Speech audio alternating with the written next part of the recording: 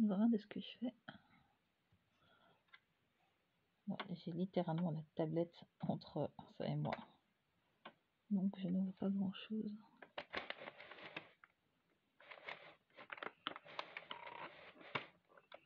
Je vais faire un nœud ici.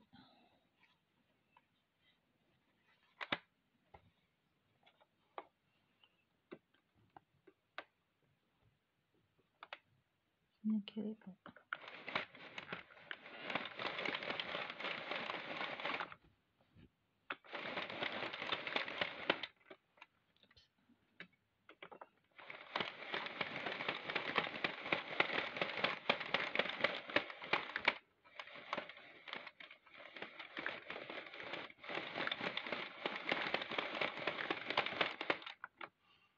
Allez, viens.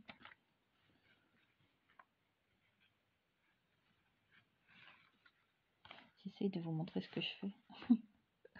C'est pas évident parce que c'est une grosse bestiole. C'est un tricoteur mécanique. Quand j'actionne la manivelle, ça fait tourner la roue ici en dessous, celle-ci.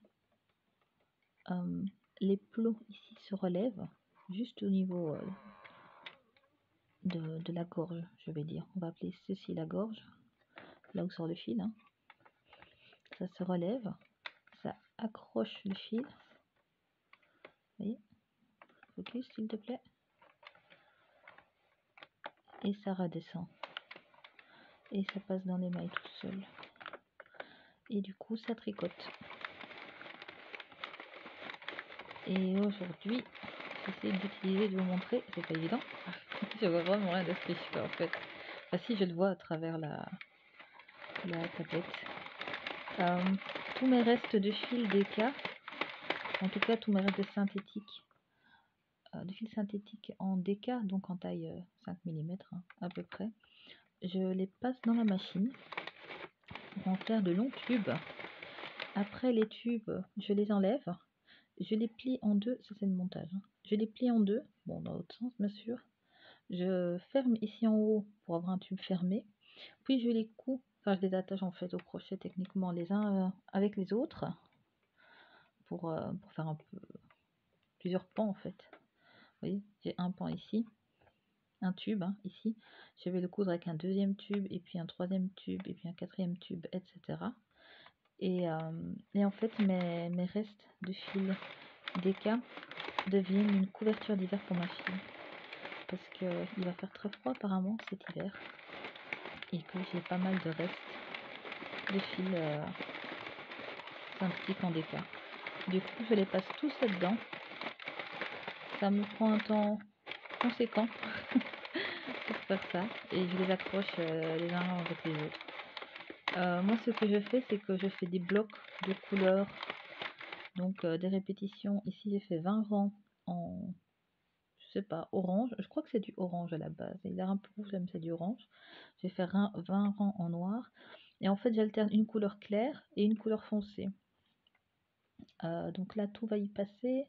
J'ai déjà passé du couleur miel, du jaune miel, j'ai déjà passé du orange, j'ai passé plusieurs tons de gris, le noir est là, j'ai mis du blanc aussi, vraiment tout ce que j'ai en fait comme reste. Hein. Dire que là il me reste couleur crème, il va y passer, j'ai arc-en-ciel un peu qui va y passer, j'ai quoi? J'ai celui-ci qui me reste du col en brioche que vous avez vu dans la vidéo sur la brioche, il va y passer aussi. J'ai un petit reste chiné ici un petit peu. Hop, c'est joli, il va y passer aussi. Il me reste du gris et il me reste du vert, du MCAL qui va y passer aussi. Donc ça va être de toutes les couleurs, c'est pas si grave que ça. Et du coup ça va relativement vite à faire. J'ai compté qu'en général, ah ça coince ici, je vais arrêter la vidéo un peu. Quand ça coince, en fait je peux peut-être vous montrer. Mon tout petit crochet, je l'ai eu en main et 3 secondes. Quand ça cale comme ça, je vois il y a un truc noir là, c'est parce que la maille est mal mise. Alors je regarde, je vois la même chose que vous, donc quand c'est flou je vois flou aussi. Ah, il faut aller avec un tout petit crochet chercher la maille. Je ne vois rien de ce que je fais.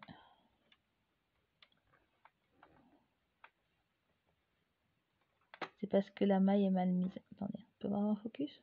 C'est que la maille est mal mise. Au lieu de se mettre ici autour, elle s'est mise ici. Peu importe la raison d'ailleurs. Sûrement une question de tension de ma part. Vu que je ne fais absolument pas attention. Lol. Quelle grosse blague. Quand je fais pas attention, j'ai des problèmes de tension. Bon, je ne sais pas le faire sans regarder. J'ai peur de casser mon crochet. Crochet qui ne veut plus venir. Ah si, voilà. Je regarderai après. J'allais juste dire donc, en moyenne, en regardant une série sur Netflix tranquillou, je fais un truc, un tube comme ça sur une après-midi. Si je me dépêche, je peux en faire 2, mais c'est pas spécialement le but de me dépêcher. Je ne savais pas quelle taille faire. Du coup, moi, je suis partie à la base sur 15 blocs de couleurs par tube. Donc chaque tube a 15 blocs de couleurs en hauteur. Chaque bloc faisant 20 rangs. Donc je vous laisse faire le calcul si vous voulez. Et après, je les rattache ensemble au crochet, tout simplement, en faisant des mailles coulées, je crois même. Oui, il me semble que c'est des mailles coulées que j'ai fait sur celle d'avant. Ma fille m'a dit que c'était sympa. Niveau largeur, c'est cool. Niveau hauteur, elle m'a dit qu'elle aimait bien quand sa couverture était plus haute. Elle aime bien le matin pouvoir rabattre sa couverture par-dessus sa tête. Du coup, ce tube-ci aura la même taille que les autres parce que j'aimerais bien gagner en largeur. Et quand j'aurai assez de tubes en largeur et qu'elle pourra vraiment bien s'emballer dedans, alors j'en remettrai en hauteur. Mais ça, j'ai pas encore calculé combien il me faudrait. Mais c'est relativement facile à calculer parce que de toute façon, comme je ferme au-dessus et en dessous les tubes, je les ferme avec des mailles serrées. Il suffit que je compte combien de mailles serrées j'ai et je saurai combien de rangs je dois faire pour les mettre en hauteur. Donc ce sera super facile à faire. Donc je fais ça cet après-midi. Ce matin, on était en appel téléphonique, en visio sur Discord. J'ai tricoté mon joli châle aux couleurs du drapeau trans, mon joli châle en brioche, que j'ai appelé Point de confort et qui n'est pas encore fini. Je crois que je termine mon deuxième écheveau sur les 5, donc j'ai encore un petit peu de temps avant de pouvoir vous le montrer fini. Donc ce matin, nous avons fait ceci, le châle. Cet après-midi, c'est un projet un peu plus personnel, mais nécessaire quand même. Si vous avez un tricotin chez vous, comme ceci, un grand, moi c'est un prime, mais si vous avez une autre marque, c'est bon aussi, hein. Je vous conseille de faire ça avec vos restes de fil, parce que ça va très vite à faire, mine de rien. Ça vous permet de faire de la place chez vous, parce que tous les petits restes, en fait, on ne sait pas souvent quoi en faire, et une couverture, je trouve que c'est génial parce qu'on peut mélanger les couleurs presque à l'infini, et puis même si c'est très bariolé, ça reste quand même très pratique et usuel. Usuel n'étant peut-être pas le mot adéquat d'ailleurs, maintenant qu'on en parle. Je sais pas, est-ce que je peux vous montrer la texture que ça a? Là, c'est un peu étiré, du coup, on voit pas bien avec le rouge. Je sais pas si vous voyez, les mailles ont l'air... Oh, mon onglet sale. Désolée. Je sais pas si vous voyez, mais les mailles ont l'air relativement étirées parce qu'elles sont étirées sur le tricotin. Mais une fois qu'elles sont mises en tube et que vous le secouez un peu, ça va se resserrer et s'allonger naturellement. Et comme le tube est plié en deux avant d'être cousu, même avec des trous comme ça en double épaisseur, c'est quand même très très chaud. Donc si vous cherchez une idée de cadeau de Noël par exemple, vous pouvez offrir une couverture que vous auriez fait avec des restes. Moi je trouve que c'est une très jolie attention. Enfin, moi c'est le genre de cadeau que j'aimerais bien recevoir, honnêtement. Une bonne grosse couverture comme ça, tricotée presque à la main. Et le point extrêmement positif aussi de ce tricotin-ci, outre le fait que ça va relativement vite hein, et qu'on peut faire de la place, déstocker un peu, déstacher ses restes et tout, c'est que ça nous fait faire du sport. Et c'est pas une blague, parce que j'ai une montre connectée pour mon monitoring cardiaque, parce que comme certains le savent, j'ai des problèmes cardiaques, donc je surveille assez bien mon monitoring. Cette phrase ne veut rien dire, mais vous comprenez ce que je veux dire. Du coup, je regarde assez souvent ma fréquence cardiaque, mes pulsations par minute. Et quand je fais du sport aussi, ça m'aide à mieux doser l'effort, à voir jusqu'où je peux aller. Et ça m'aide sur plein de trucs, mais c'est pas le sujet. Toujours est-il que quand je fais du tricotin, je vois mon rythme cardiaque qui s'accélère. On a mal aux muscles, forcément, à un moment, on a mal au bras, on a mal à l'épaule et tout, parce que le geste est assez répétitif.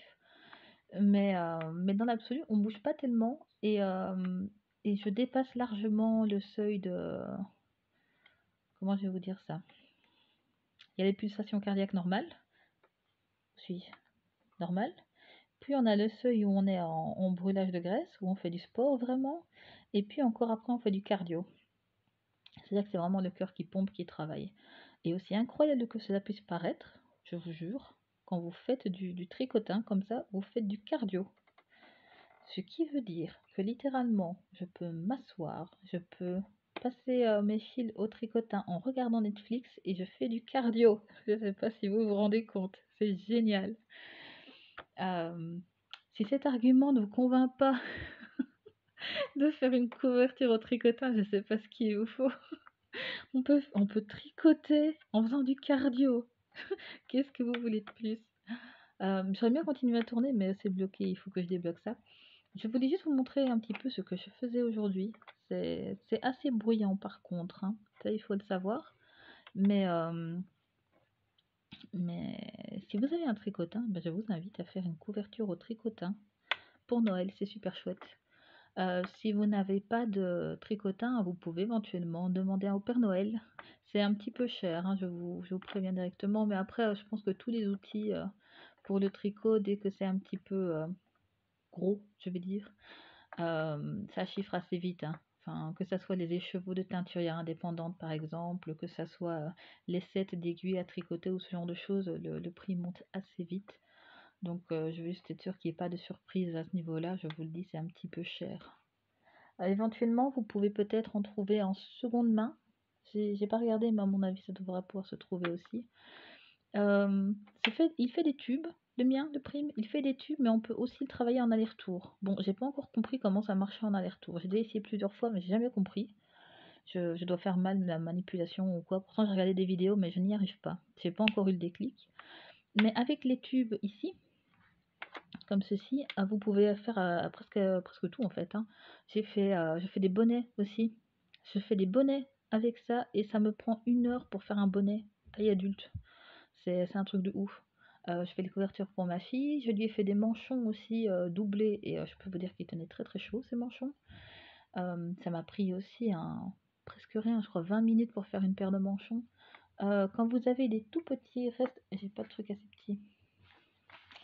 J'ai pas de reste assez petit. Celui-ci peut-être.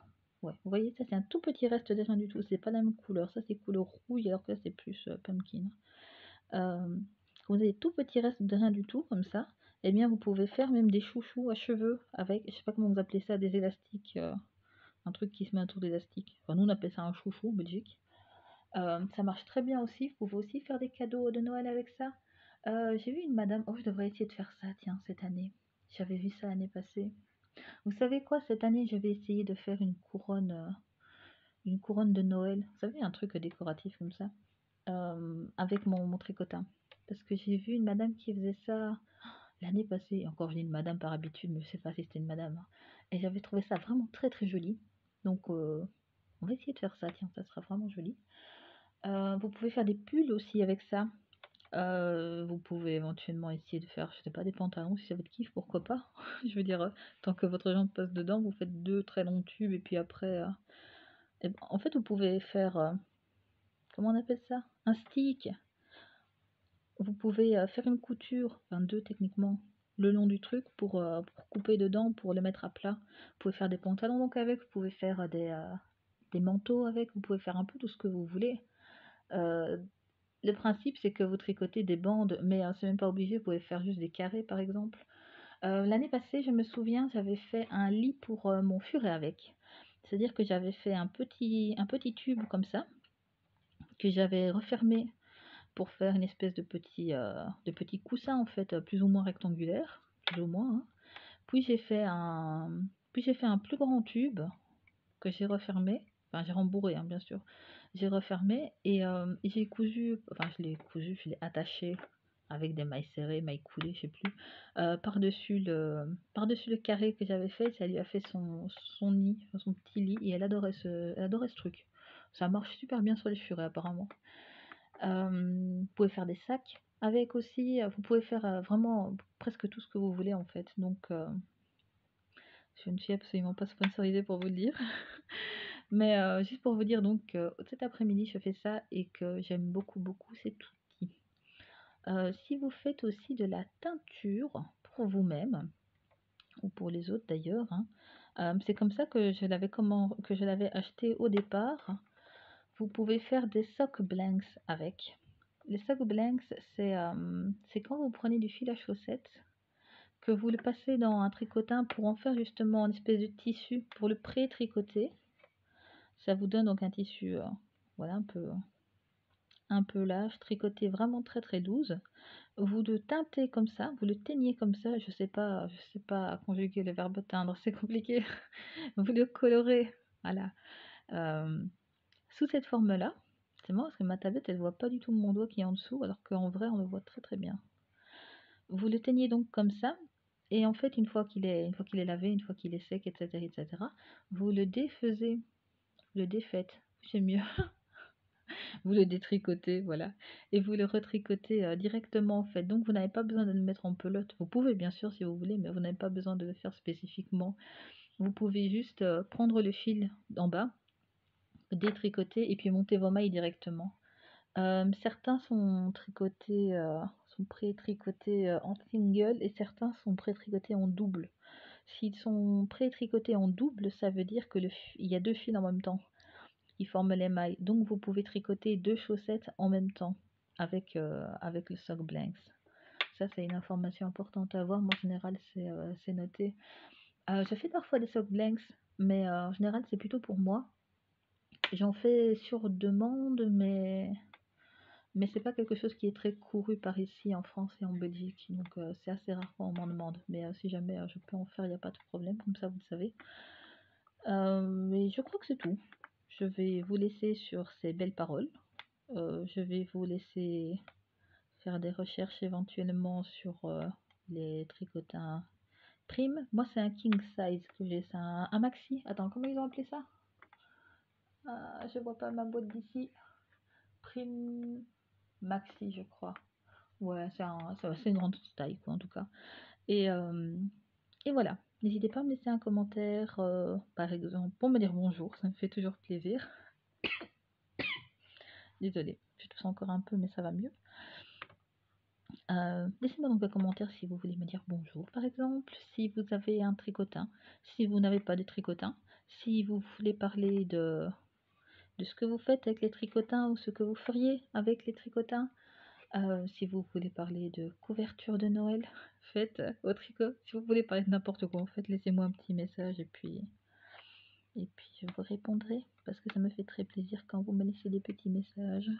Ah oui, aussi je voulais dire si vous faites des couvertures, parce que je le vois ici. Vous ne le voyez pas parce que c'est flou.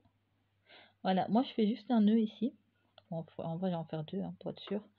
J'ai pas besoin de rentrer les fils quand je fais les couvertures parce que je laisse simplement les fils à l'intérieur. Donc vous n'avez pas non plus à rentrer tous les fils à l'aiguille parce que ce serait totalement infernal, hein. Moi je les fais juste comme ça, je fais un nœud et puis je continue tout simplement. Et en général, ça ne se voit pas après. S'il se voit après, alors il suffit de prendre un crochet, de le tirer un peu plus vers l'intérieur et en général, c'est nickel. Il ne faut pas plus que ça. Donc c'est très facile, ça va vite. C'est du tricot flemmard un peu et en plus, ça nous fait faire du cardio. C'est tout bénef. Bon, ben, je vous remercie et puis à la prochaine vidéo qui sera, je ne sais pas quand.